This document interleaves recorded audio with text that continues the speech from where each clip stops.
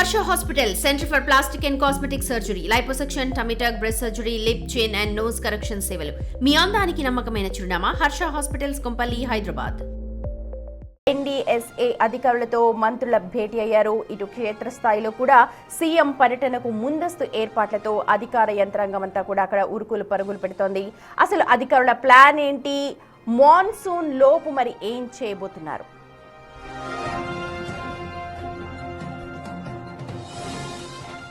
April 20వ తేదీన అంటే ఎల్లుండి ముఖ్యమంత్రి రేవంత్ రెడ్డి స్వయంగా మేడిగడ్డను సందర్శించనున్నారు. పనుల పురోగతిని క్షేత్రస్థాయిలో సమీక్షించడమే ఈ పర్యటన ప్రధాన ఉద్దేశం. వర్షాకాలం ప్రారంభం కావడానికి ముందే ground penetrating radar, GPR scans, drone surveys, 500కు పైగా బోర్ హాల్ పరీక్షలను పూర్తి చేయాలంటూ డెడ్ లైన్ కూడా విధించినట్టు తెలుస్తోంది మనకు అధికారులకు.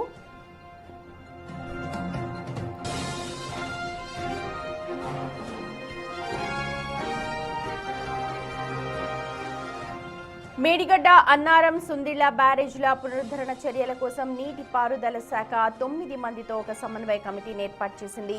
సొరంగాలు, సేఫ్టీ, ఇరిగేషన్ నిపుణులు కర్నల్ పరీక్షిత్ మెహ్రా చైర్మన్ గా ఉన్నారు. రామగుండం సి సభ్య కార్యదర్శిగా ఈ కమిటీని కూర్పు చేశారు. ఇరిగేషన్ టెక్నికల్ కార్యదర్శిగా శ్రీనివాస్ ఉన్నారు. అలాగే CDOగా MSN రెడ్డి, సెల్వబాలన్, డిజైనర్ సంస్థ ఆఫ్రీ ఇండియా MD సాయి కృష్ణ, నిర్మాణ సంస్థల ప్రతినిధులు LNT, GMS సురేష్ కుమార్, ఆఫ్రాన్స్ vice president Mallikarjun Rao, Navayuga project manager మాధవ్లను కమిటీలో నియమించారు.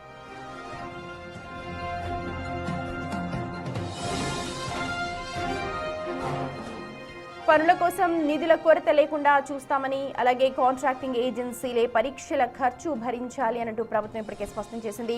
పనులను నిరంతరం పర్యవేక్షించేందుకు మేడిగడ్డ వద్ద ఒక ప్రత్యేక బేస్ క్యాంప్ ని కూడా ఏర్పాటు చేస్తూ ఉన్నారు. మొత్తానికి మేడిగడ్డ పగుళ్ల మర్మాన్ని ఛేదించేందుకు అటు రైతులకు భరోసా ఇవ్వడమే లక్ష్యంగా ప్రభుత్వం ఈ చర్యలకు పాల్పడుతోంది. సీఎం పర్యటన తర్వాత పనుల వేగం మరింత పెరిగే అవకాశం ఉంది.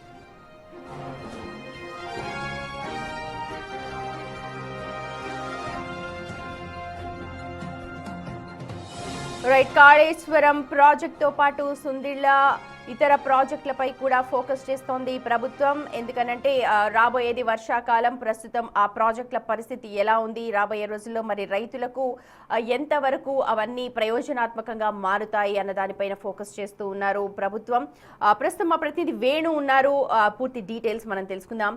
వేణు, ఇప్పటికే రేపు 20వ తేదీన ముఖ్యమంత్రి అక్కడ సందర్శనకు వస్తూ ఉన్నారు. అలాగే బేస్ రిపోర్ట్స్ అన్ని కూడా తెప్పించుకుని ఉన్నారు. డెడ్ లైన్ విధించారు. ఒకసారి మీ దగ్గర ఉన్న సమాచారం ఏంటి? ఏమేం వర్క్స్ అక్కడ చేపట్టబోతూ ఉన్నారు? సుమతి, ఇప్పటికే బోర్ హోల్ పరీక్షలు చేయడానికి అలా డ్రిల్లింగ్ కొనసాగుతుంది. మరోవైపు జియోఫిజికల్, జియోటెక్నికల్ పరీక్షలు CWPRS సంస్థకు సంబంధించిన ఎక్స్పర్ట్స్ బృందం కంటిన్యూ చేస్తుంది. అయితే ఈ పరీక్షలకు సంబంధించి డెడ్ లైన్ లేకపోతే వచ్చే సంవత్సరం కూడా రైతులకు నీరందించలేమనేటువంటి ఆలోచనతో ఇంకో షెడ్యూల్ ప్రిపేర్ చేసింది ప్రభుత్వం. అందులో భాగంగానే ప్రస్తుతం మే, జూన్, జూలై ఈ 3 నెలల లోపల అన్ని రకాల టెక్నికల్ పరీక్షలు పూర్తి చేయాలి, హైడ్రాలిక్ పరీక్షలు పూర్తి చేయాలి. ఆ తర్వాత మరో 3 నెలల పాటు దీన్ని అనలైజ్ చేస్తూ డిజైన్స్ ఏర్పాటు చేయాలి. ఇక నవంబర్ నెల లోపల ఈ డిజైన్ సంబంధించినటువంటి FFO పూర్తిగా ఫ్యాబ్రికేషన్, కన్స్ట్రక్షన్ సంబంధించినటువంటి ఫైనల్ డిజైన్స్ ఇస్తే 2027 జనవరి నుంచి శాశ్వత ప్రాతిపదికన మరమ్మతులు మొదలు పెట్టాలనేది ప్రస్తుతం ప్రభుత్వం యుద్ధ ప్రాతిపదికన సన్నాహాలు చేసింది. అందుకోసమే అటు టన్నెల్ ఇంజనీరింగ్ లో నిష్ణాతులైనటువంటి SLBC లో కీలకంగా పనిచేసి బార్డర్ రోడ్ సర్వీస్ లోపల పనిచేసినటువంటి కల్నల్ పరీక్షిత్ మెహ్రా ఆ సారథ్యం లోపల 9 మందితో కూడినటువంటి ఒక స్టీరింగ్ కమిటీ ఏర్పడింది. ఇందులో అన్ని విభాగాలు అటు అన్నారము, సుందిళ్ల, మేడిగడ్డ ప్రాజెక్టులను నిర్మించినటువంటి నవయుగ, ఆఫ్రాన్స్, LNT సంబంధించిన ప్రతినిధులతో పాటుగా సెంట్రల్ డిజైన్స్ ఆర్గనైజ్ సంబంధించినటువంటి అధికారి, అదేవిధంగా రామగుండం చీఫ్ ఇంజనీర్, దాంతో పాటుగా CWPR సంబంధించినటువంటి అధికారులు. సో ఈ విధంగా 9 మంది కీలక అధికారులతో కూడినటువంటి కమిటీ ఏర్పాటు చేయడంతో ఏ స్థాయి లోపల ప్రభుత్వం మేడిగడ్డ పునరుద్ధరణ పూనుకుందని కూడా అర్థమవుతుంది. ఇక ఈ 3 నెలల పాటుగా కూడా ప్రధానంగా మేడిగడ్డకు సంబంధించినటువంటి సాయిల్ టెస్ట్లు, హైడ్రాలిక్ పరీక్షలు, దాని డిజైన్ సంబంధించినటువంటి అనాలిసిస్, అదేవిధంగా అక్కడ భూమికి సంబంధించిన డీఫాల్ట్ మెథడ్స్ ఇవన్నీ కూడా రిపోర్ట్స్ తీసుకోవాల్సి వస్తుంది. అయితే ఈ రిపోర్ట్ అన్నిటిని కూడా ప్రతి వీక్లీ వన్స్ మినిస్టర్ తోని సమీక్ష చేయాల్సి ఉంటుంది. దీంతో తదుపరి పరీక్షలు ఇంకా పెంచాల్సి ఉంటుందా, నిధులకు సంబంధించిన అంశాలన్నీ కూడా ఎప్పటికప్పుడు పూర్తి చేసేందుకు ఈ విధమైన స్టీరింగ్ కమిటీ ఏర్పాటు చేసిందని చెప్పుకోవచ్చు. ఇక సీఎం 20వ తేదీన ఉదయం 10 గంటల ప్రాంతంలో మేడిగడ్డ బ్యారేజ్ చేరుకుంటాడు. అక్కడ ఈ కమిటీ కూడా అక్కడే ఉంటుంది. ఇప్పటి వరకు ప్రాథమికంగా సేకరించినటువంటి నమూనాలు, దాని అనాలిసిస్ రిపోర్ట్ అంతా కూడా అధికారుల సీఎం వచ్చిన తర్వాత ఈ మరమ్మత్తు పనులు చేపడతారా, లేకపోతే ఇప్పటికే ఆల్రెడీ స్టార్ట్ అయిందా? గత 2 నెలల నుంచే సిడబ్ల్యూపీఆర్ఎస్ పూణేకి చెందినటువంటి రీసెర్చ్ సెంటర్ ఇక్కడ పరీక్షలు చేస్తుంది. కానీ ఈ పరీక్షలన్నీ కూడా ఎన్ఈఎస్ఏ అదేవిధంగా సెంట్రల్ వాటర్ కమిషన్ సిడబ్ల్యూసీ చెప్పినటువంటి నిబంధనల ప్రకారం జరుగుతున్నాయి. కానీ ఈ నిబంధనల ప్రకారం పరీక్షలు జరుపుకుంటూ దాదాపు నెలల తరబడి పరీక్షలు జరపాల్సి ఉంటుంది కాబట్టి దీనికి ఒక డెడ్ లైన్ విధిస్తున్నారు. సో ప్రస్తుతం కొనసాగుతున్న పరీక్షలకు సంబంధించినటువంటి అంశం లోపల కొన్ని షెడ్యూల్ ఇవ్వడంతో సీఎం వచ్చిన తర్వాత ఈ కమిటీ స్టీరింగ్ కమిటీ ఒక షెడ్యూల్ ఇస్తుంది. ఏ రోజు వరకు ఏ పరీక్షలు పూర్తి చేస్తాము, ఎంతమంది సిబ్బంది అవసరం అవుతుంది, టెక్నికల్ స్టాఫ్, అదేవిధంగా ఇతర రాష్ట్రాలకు చెందినటువంటి ఐఐటీల నుంచి కొంతమంది ప్రత్యేక నిపుణుల బృందం తీసుకొస్తారు. సో ఇదన్నిటి కూడా సీఎం సమక్షంలో చర్చ జరుగుతుంది. ఆ తర్వాత ఈ షెడ్యూల్ ప్రకారంగా కూడా వివిధ విభాగాలు ఏర్పాటు చేసి ఓవైపు హైడ్రాలిక్ పరీక్షలు, 2D ఇమేజింగ్ పరీక్షలు, అదేవిధంగా లైడార్ సర్వేస్, దాంతో పాటుగా స్ట్రక్చరల్ డీఫాల్ట్స్ కోసము బోర్హోల్ పరీక్షలు, ఈ విధంగా కొంత హైరార్కీ మెయింటైన్ చేస్తున్నారు అధికారుల నుంచి. అదేవిధంగా కొంత బ్రేకప్ ఇచ్చారు. సో దీంతో పరీక్షలు వేగవంతం అయ్యేందుకు ఈ డివిజన్ జరిగింది. సో ఈ డివిజన్ సంబంధించినటువంటి అంశాలని సీఎం వచ్చిన తర్వాత 20వ తేదీన అక్కడ సమీక్ష జరుగుతుంది. ఆ తర్వాత ఈ ప్రతి ఒక్క పరీక్ష ఏ పరీక్షలు అయితే నిర్వహిస్తున్నారో దానికి సంబంధించి డేటా అంతా కూడా ఒక సెంట్రల్ డిపాజిట్ లోపల వాళ్ళంతా కూడా అప్లోడ్ చేస్తూ ఉంటారు. దీన్ని అన్ని శాఖలు, ఇరిగేషన్ శాఖ, ఎన్డీఎస్ఏ, సిడబ్ల్యూసీ, ఈ 3 ప్రధాన శాఖలన్నీ కూడా దీన్ని అబ్జర్వ్ చేస్తూ అనలైజ్ చేస్తూ ఉంటాయి. సో అంటే సీఎం వచ్చిన తర్వాత ఈ కమిటీ పూర్తి స్థాయిలో పనిచేస్తుంది. వాళ్ళకి ఇచ్చిన డెడ్ లైన్ ఈ 6 నెలల లోపల కంప్లీట్ గా డ్రాయింగ్స్ కూడా కంప్లీట్ చేయాలి. సో దానికి సంబంధించి అధికారులతోని అసలు అక్కడ ఉన్నటువంటి తాజా పరిస్థితి ఏంటిది, దీనికి సంబంధించి నిధుల సమీకరణ ఏ విధంగా చేయాలని కూడా సీఎం వచ్చిన తర్వాత మాట్లాడే అవకాశం కనిపిస్తోంది. దీంతో అటు మేడిగడ్డతో పాటు కూడా అన్నారం సుందిల పైన కూడా ఫోకస్ చేసిన నేపథ్యం లోపల ప్రధానంగా కాళేశ్వరం లిఫ్ట్ ఇరిగేషన్ స్కీమ్ మొత్తానికి సంబంధించి పునరుద్ధరణ పనులు చేయడానికి అయితే